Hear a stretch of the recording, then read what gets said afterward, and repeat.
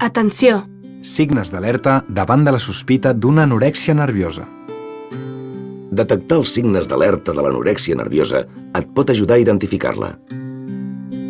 Si veus que una persona propera es preocupa excessivament per la seva figura, la dieta, el pes, ha perdut molt de pes, ha canviat els hàbits alimentaris, ha deixat de tenir la menstruació, fa exercici físic en excés, compra productes per aprimar-se i diu mentides sobre el que menja, calcula constantment les calories ingerides, té un comportament obsessiu i li ha canviat el caràcter, parla-hi, verifica què està passant i actua amb fermesa.